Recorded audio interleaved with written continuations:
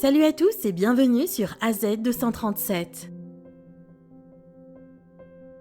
En général, les chauffeurs de taxi ont des histoires intéressantes parce que chaque jour, ils rencontrent des gens et vous pouvez vous attendre à tout de leur part. Un jeudi soir, il était presque minuit lorsqu'un chauffeur de taxi reçut une dernière course prise à une pharmacie. Le coût du voyage était de 105 roubles, environ 1,50 $. Cette histoire racontée par le chauffeur s'est déroulée en Russie. Regardons la vidéo. Avant de commencer, voici la question du jour. Mon premier ouvre les portes. Mon deuxième est vital. Mon troisième garde les troupeaux. Mon tout est un grand personnage historique. Qui suis-je? Donnez-nous votre réponse dans les commentaires. La réponse exacte vous sera donnée à la fin de la vidéo. N'hésitez pas à liker la vidéo pour nous encourager et si vous êtes nouveau sur la chaîne, abonnez-vous et activez la cloche de notification pour ne manquer aucune de nos prochaines vidéos. Une jeune et jolie femme, pharmacienne, monta dans la voiture. La femme s'avéra être taciturne et je ne lui posais pas de questions car moi aussi je voulais rentrer chez moi. Lorsque nous sommes arrivés à la destination, la femme me donna un billet de 5000 roubles. C'est environ 75 $. J'eus un léger choc. Où est-ce que je pourrais trouver de la monnaie pour un billet de 5000 au milieu de la nuit? Je lui demandai si elle n'avait pas des billets plus petits. Elle secoua la tête en signe de négation. Il était urgent de faire quelque chose. « Pourquoi n'avez-vous pas dit que vous n'aviez que ce billet ?»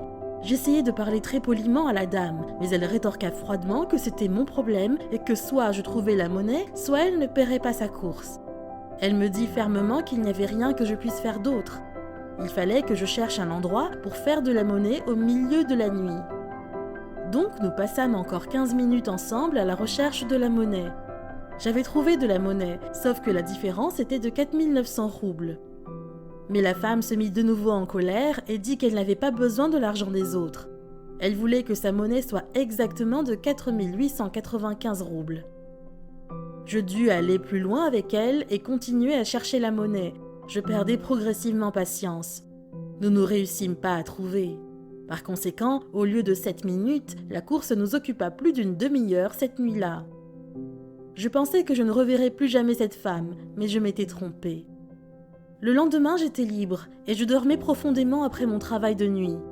Lorsque je me réveillai, j'avais reçu un message disant que la veille, j'avais été impolie envers cette même passagère, que je ne lui avais pas rendu la monnaie et elle avait demandé à ma hiérarchie de me renvoyer pour illégalité. C'était bien son droit, d'une part. Elle avait raison, car si vous donnez de l'argent, vous méritez de recevoir votre monnaie.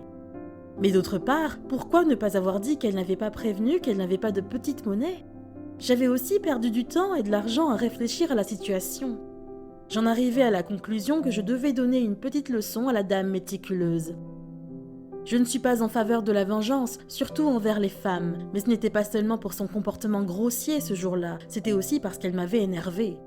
La vengeance est un plat qui se mange froid, et je suis d'accord avec vous pour dire qu'il faut bien réfléchir avant de se venger. Je découvris 2 jours plus tard que ma passagère travaillait à la pharmacie. Le vendredi et le samedi, elle n'était pas là, mais elle venait le dimanche matin. J'allais acheter de la vitamine C à la pharmacie pour 12 roubles et 73 gopika, soit environ 19 cents, et je payais avec un billet de 5000 roubles, ce qui représentait environ 75 $. Elle s'indigna pendant longtemps, mais elle me rendit quand même la monnaie exacte. Je n'en étais pas restée là, car je voulais vraiment qu'elle ressente ce que moi j'avais ressenti dans mon taxi ce soir-là. Alors je suis revenue le lendemain acheter à nouveau de la vitamine C, cette fois avec un billet de 1000 roubles, c'est environ 15 $. La femme ne s'attendait pas à une telle action de ma part, elle était très en colère contre moi. Cela provoqua un scandale et à la fin, elle refusa de me servir. Et comme un homme honnête, j'appelai son patron et décrivis la situation. Son patron lui intima l'ordre de me trouver la monnaie. La morale de cette histoire est que tout ce que nous faisons nous revient comme un boomerang et nous ne devrions pas être pointilleux dans certaines situations, mais plutôt gentils et plus humains. Quelle est votre opinion au sujet de cette histoire?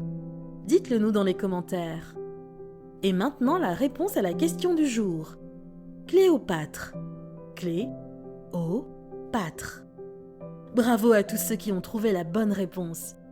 Nous voici arrivés au terme de cette vidéo. Merci de l'avoir regardée jusqu'à la fin. Surtout, n'oubliez pas de la liker et de la partager avec vos amis. À très bientôt sur AZ237.